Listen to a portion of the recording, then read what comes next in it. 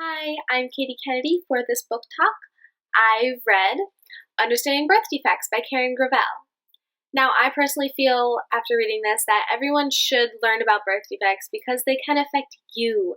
They can affect your friends, your family, your children. It could really affect anyone in your life, and you want to know how to deal and to prevent that from happening as well as possible. Now, a birth defect is a health problem or a physical change which is present in a baby at the time he or she is born. Birth defects can be very mild, where the baby looks and acts like any other baby, or it can be very severe, where you immediately can tell that the baby is having a health problem. Now, there are many reasons to why birth defects can happen. Most occur due to environmental or genetic factors, but often the case is unknown.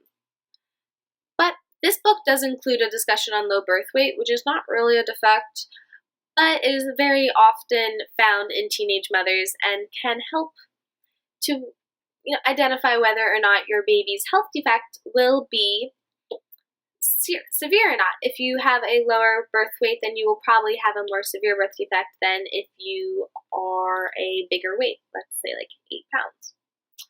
So, diseases are grouped and discussed by causes: hereditary, such as Down syndrome and cystic fibrosis; environmental, such as those caused by radiation; and chemical pollutants, or the combination of both. Now, birth defects can be present in babies from all over the world in families of all nationalities and all backgrounds. Most babies are born healthy, though. In fact, 97 out of 100 are born healthy. That leaves only 3 out of 100 to be born with birth defects. That's 3%. That's very small. But if you look at the total population of the earth, 3%, not that small.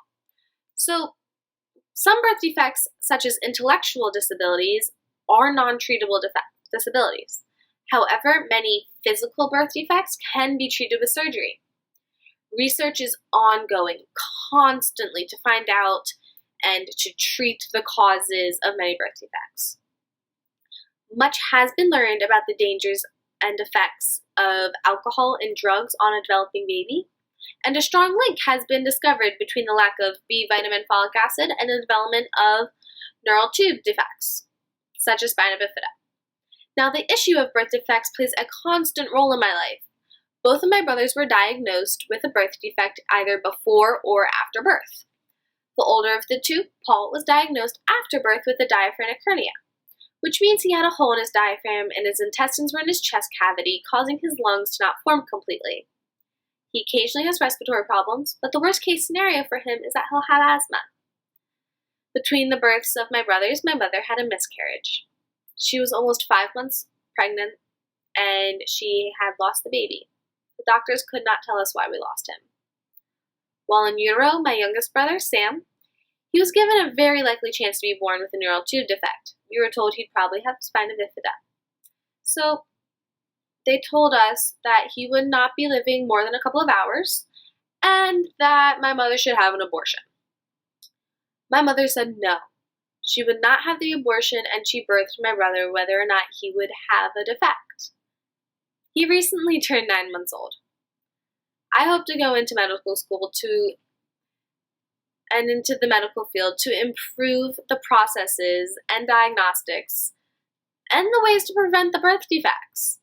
In the future, I want parents to not have to go through what mine had to go through over and over and over again. Preventing and fixing defects in utero is my dream. I really hope that I can help people to not have to go through this. To help the precious complex organisms known as our tomorrow to live and thrive in their life is what I want to do with my life. So, Karen Gravel depends on the research and other medical papers and documents to support her statements.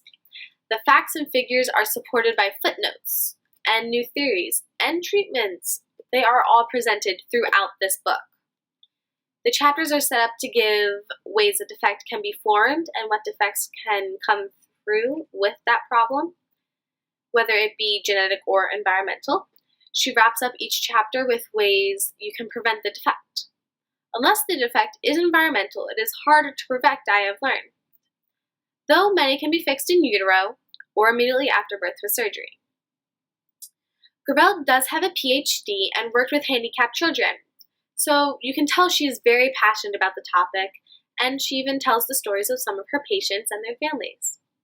The language is very factual and dispassionate at any other time of the book, though. Gravel's language helps to get across how important the topic is of birth defects to her and how it should be to you. She cuts straight to the chase, but yet she melts your heart with her patients' stories. Hopes that in the future, fewer parents will be faced with the decision to abort the baby by preventing birth defects before they develop and fixing any that do develop before the baby is born. Scientists believe that they have technology that might be able to substitute normal for abnormal genes and correct any hereditary defects caused by a single gene. So they are talking about the chromosome gene, and so they have the X and Y. Here you can see that there is the male and female normal chromosomes, 24 pairs of 2. But here they have a 22 pair, and in that 22nd pair, one single cell makes all the difference. And see the number 21 chromosome, it has an extra one. This boy has Down syndrome.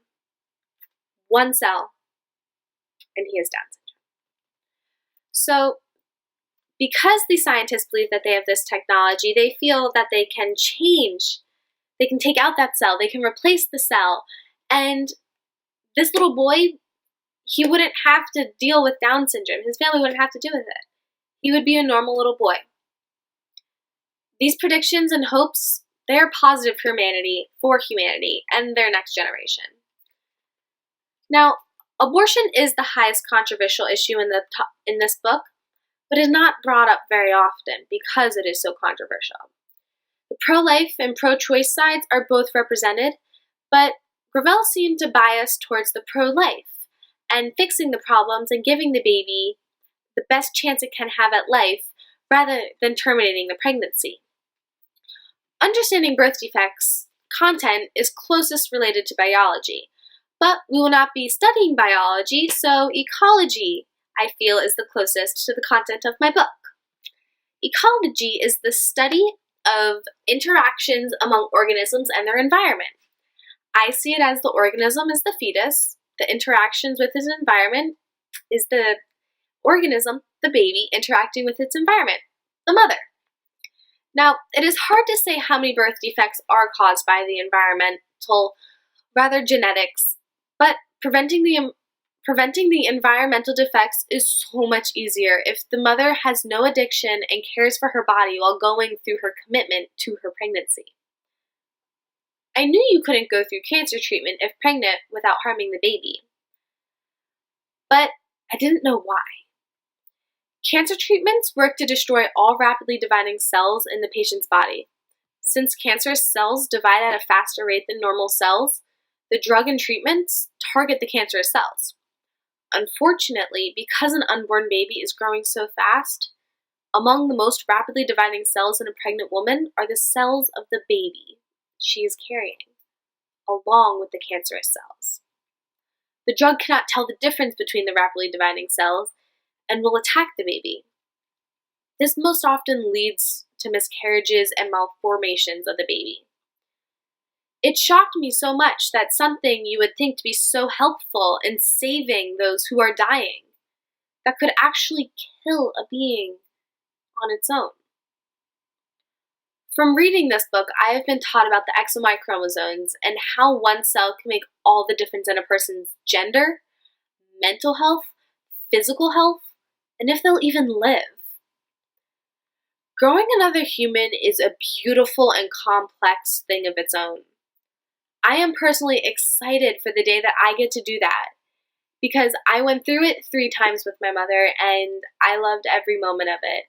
I love getting to see the baby in pictures and being a part of the process. I will be waiting for a very long time, but I'm just very excited for the day that I get to go through that. Now, I personally feel that this book was a little too factual and was kind of hard to keep reading. It does have a great message, and I feel that everyone should learn about the birth defects and the prevention. But I would recommend this book if you are planning on learning, not on something that is for enjoyment due to its lack of emotion. But overall, I think that birth defects is something that you should learn about and that you should be aware of, because it could affect you, it could affect your children, and it could affect those in your life. So be informed, pick up the book, and go read it. It's a great book. So, Understanding Birth Defects by Karen Gravel. Go read it.